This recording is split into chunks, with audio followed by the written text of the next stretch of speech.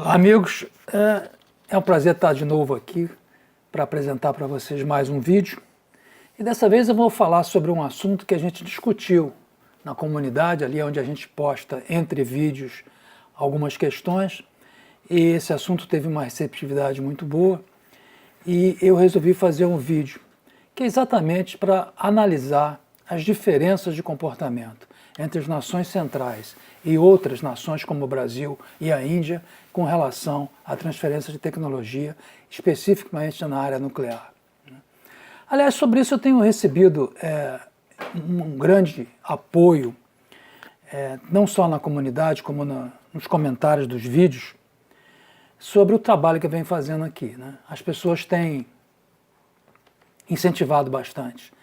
E eu gostaria de dizer que eu agradeço muito esse apoio e, melhor ainda, solicitar que vocês, então, estendam essa opinião nas suas redes sociais, divulguem, porque a ideia de crescer não é para se tornar um youtuber famoso, que eu já não tenho sequer idade para isso, mas é para transmitir essas ideias, tentar influenciar um pouco a sociedade com relação à importância do tema da defesa.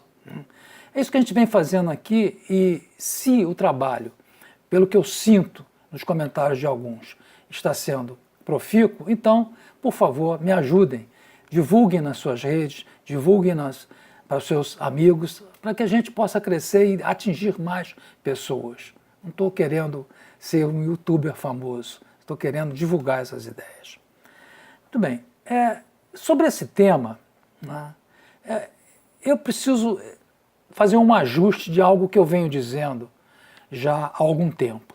Desde artigos que escrevi na internet, que estão disponibilizados, nos vídeos já coloquei os links desses artigos, artigos que eu escrevi em 2010, 2011, e também vídeos que eu escrevi, que eu postei aqui já no canal em 2017 e recentemente em 2020. São esses vídeos que eu vou colocar em cima a referência.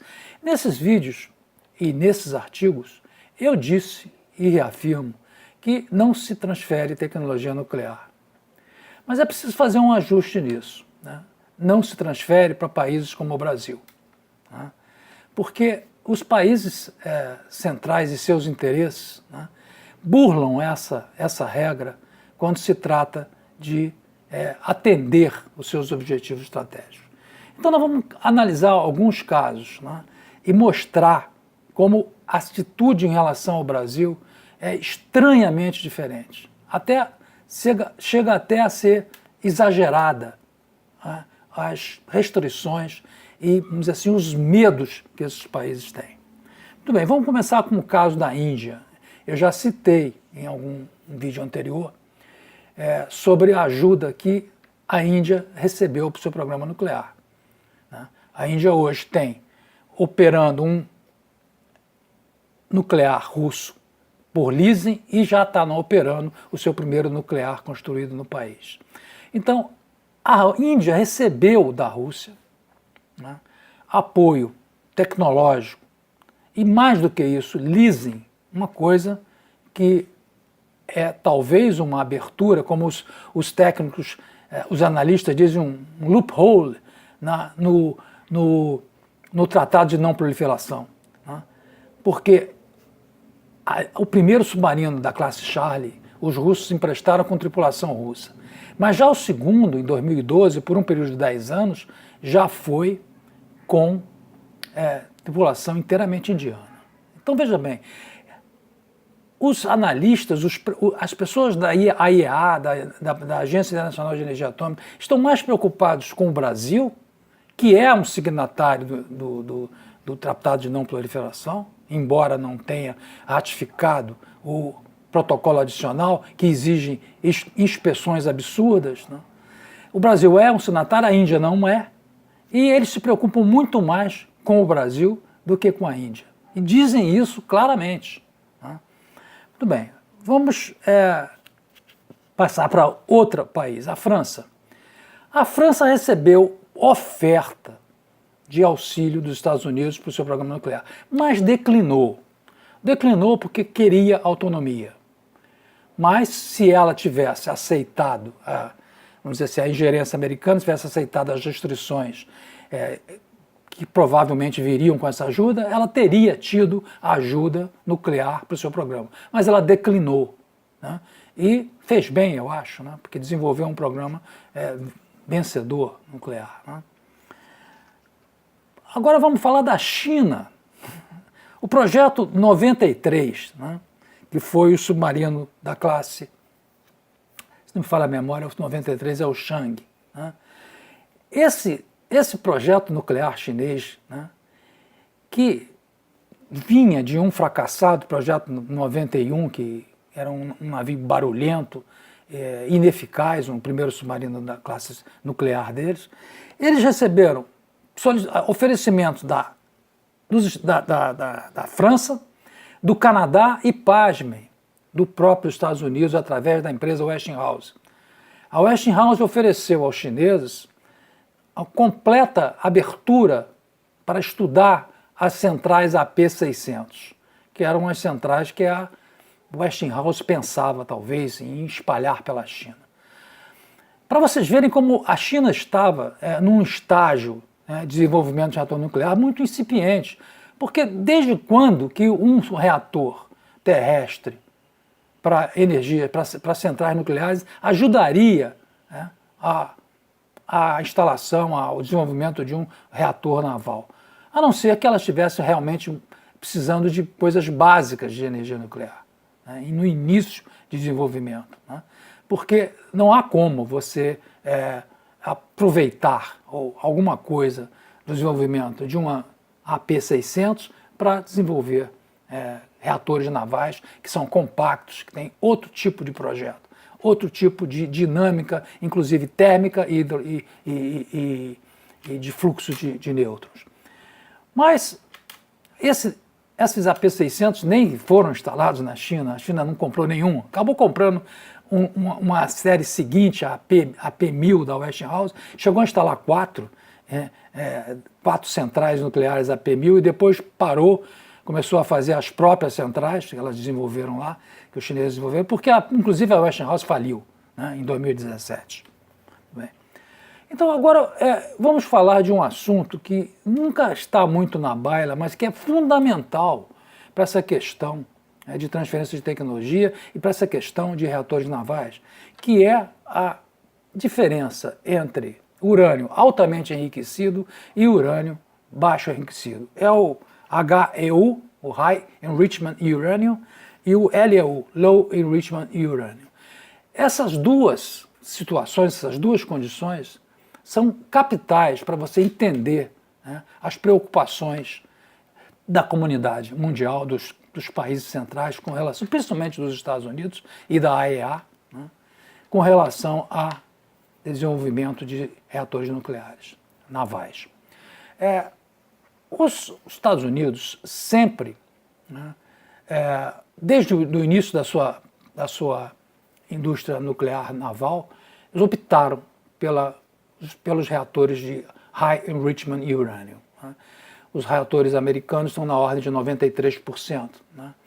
Existe, inclusive, né, uma pressão, né, das autoridades americanas, das autoridades reguladoras americanas, para que haja uma migração de toda essa tecnologia para o Low Enrichment Uranium.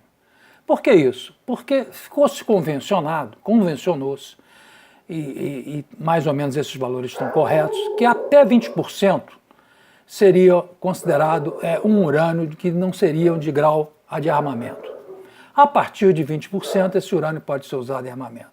Então, aí a grande discussão, a grande preocupação com relação a você ter urânio altamente enriquecido nos submarinos e que poderia ser desviado para uma outra aplicação, e urânio de baixo enriquecimento, que não serve para armas, né? A Marinha Americana tem sido pressionada por entidades e organizações nos Estados Unidos a fazer esse downgrade, passar os seus reatores para Low Enrichment Uranium. E tem resistido de uma forma até certo ponto patética, porque os relatórios que ela oferece, solicitados pelas agências que estão forçando isso, são relatórios que mostram a total intenção de não ir para esse caminho. O primeiro relatório foi em 1995, ele não respondeu completamente às indagações e não ofereceu os dados que permitissem a análise. Foi solicitado um novo relatório em 2014 que fizessem a apresentação e a explicação daqueles dados. A Marinha novamente colocou um relatório inconclusivo e sempre dizendo que haveria um aumento de custos, embora reconhecesse a possibilidade de se fazerem os reatores usando o Low Enrichment Urânio, mas mostrando que haveria um aumento de custos e que isso não interessaria porque a grande diferença de você ter um reator naval de alto enriquecimento de urânio, de baixo enriquecimento de urânio, é exatamente o tempo em que esse reator opera. A Marinha Americana projeta seus reatores para a vida inteira do submarino. 33 anos, né? A recarga seria necessária depois de 33 anos. E ela quer permanecer com isso. Ela alega também que isso compacta mais os reatores, isso é uma verdade, e que ela teria que refazer todos os cálculos e o desenvolvimento seria caro para adaptar uma nova filosofia de usar urânio de baixo enriquecimento. Então, ela negou nos dois relatórios, ela, através de cartas a congressistas, ela coloca essa mesma argumentação. Existe até uma piada que nos Estados Unidos, nesse meio, que diz o seguinte: transferência de urânio altamente enriquecido para reatores de urânio baixamente enriquecido, não pergunte à Marinha, porque a Marinha não aceita, né? A Marinha Americana. Agora, como é que os outros países estão com relação a isso? Porque o estoque, né? Eu vou ler um dado aqui, a Federação Russa e os Estados Unidos são os maiores detentores de estoque de urânio altamente enriquecido. Eles têm para mais de 500 toneladas métricas, né? E a China tem aproximadamente 18 toneladas métricas, e a soma total de todos os outros estados é da ordem de 70 toneladas métricas. Então, veja bem, a maior parte do urânio altamente enriquecido que vem, né, da sobra das armas, né, depois que que aconteceram os tratados, os SALTs, e que diminuíram as ogivas, eles têm um estoque grande, né, e continuam com esse estoque muito alto, né. Existem processos de você fazer o downblending, quer dizer, você levar esse urânio a um baixo enriquecimento para poder ser usado em outras aplicações. Mas a Rússia, em seus submarinos, usa em torno de 40%. Ela não usa os 93% de que a Marinha Americana usa. Usa em torno de 93%. A Índia está usando um enriquecimento também nessa ordem, porque ela tem uma grande influência da Rússia, então está usando um enriquecimento na ordem de 40%. E a Índia não é esquinatária do TNP, né? Já a França, por exemplo. A França quando começou com um crescimento alto. Mas ela, ao longo do processo, ela passou para o enriquecimento baixo, se adaptou e fez todo o seu programa. Hoje, todos os submarinos franceses hoje usam enriquecimento baixo, da ordem de 7%. Né? Esse é o enriquecimento que a França usa, né? Eu acho, né, por causa disso, inclusive, por causa da influência que, apesar de não haver a transferência de tecnologia nuclear para o nosso submarino, essa influência e esses arranjos arranjos do submarino, que são baseados no projeto Scorpene, que é francês, eu tenho a impressão, e também pela indicação, eu já falei isso em outro vídeo, que o nosso submarino poderá fazer a troca sem rasgar o casco, ele tem uma abertura na parte superior, depois da vela, que permite a troca de combustível. Então, eu acho que ele terá na ordem de 7%. Essa é a ideia que me passa. Eu não tenho dados concretos, e se você for olhar na literatura, falam em 18, falam em 19 do submarino brasileiro. Mas eu acho que ele vai estar aí nessa faixa de 7% com a troca de combustível a cada 10 anos. Né? Agora, voltando ao aspecto de que a gente abordou, inclusive na comunidade, a dificuldade, já fiz até um vídeo sobre isso, que é a dificuldade que é você projetar um reator naval.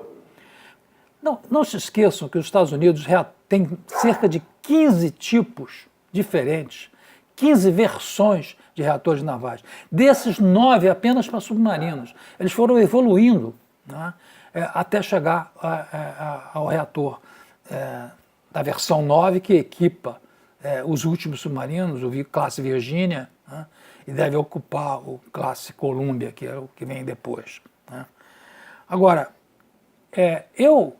em vídeos que eu já citei aí, eu já mostrei, eu levantei a hipótese de que a questão do descomissionamento tem que ser levada em conta desde o projeto, porque você, na realidade, não sabe, né, o que vai ocorrer com o submarino uma vez pronto.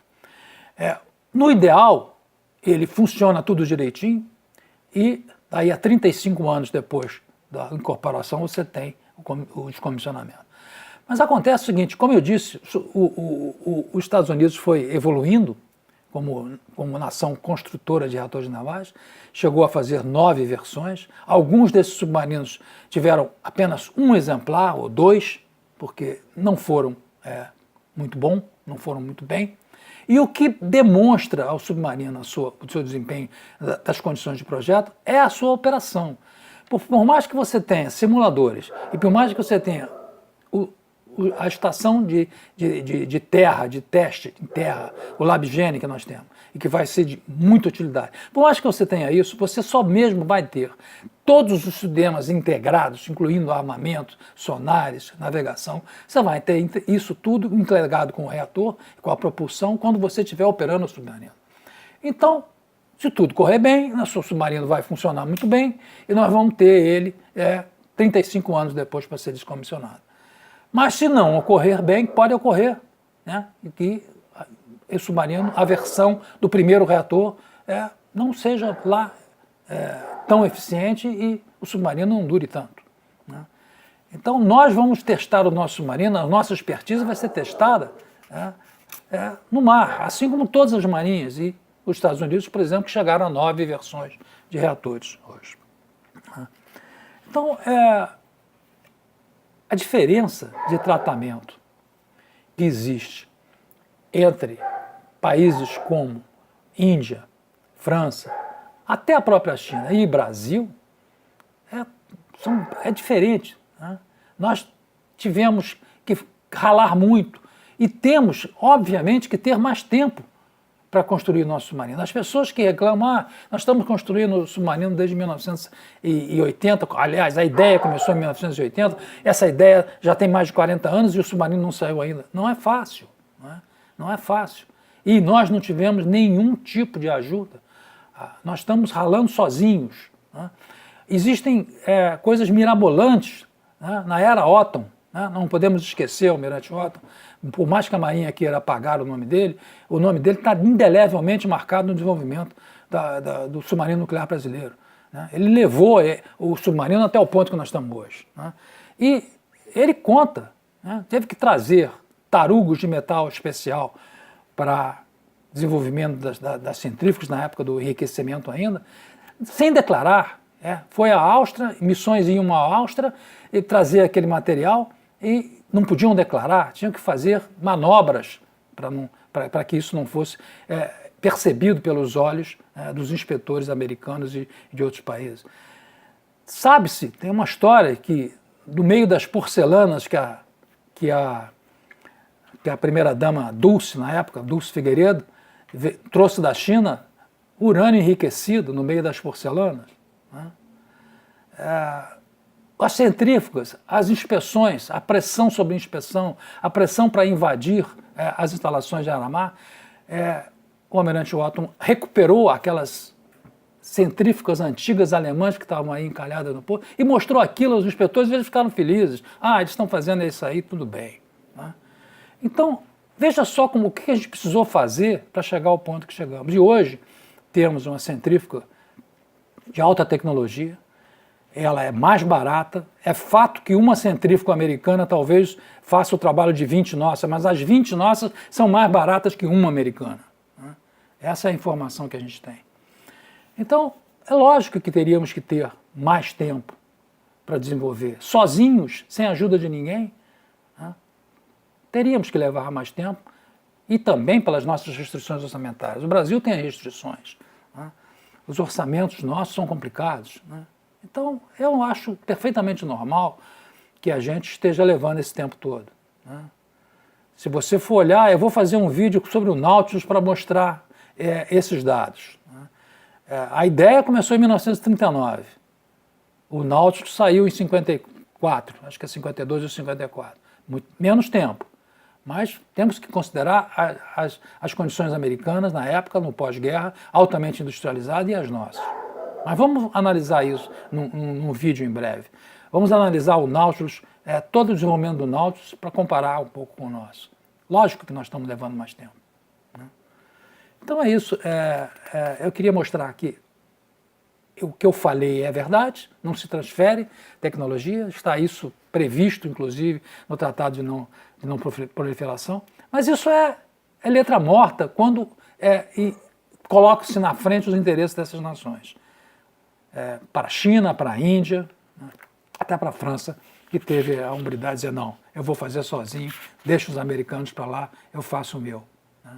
E hoje, quando se discute nos Estados Unidos o downgrade, passar de urânio altamente enriquecido para urânio de baixo enriquecimento, e uma das recomendações é procurar a França para ver como é que eles fizeram isso e como é que eles fizeram os arranjos, com a experiência que os franceses têm em transformar esses submarinos de baixo enriquecimento, e provaram que não existe nenhuma diferença na manobrabilidade de um submarino enriquecido com baixo enriquecimento e um com alto enriquecimento.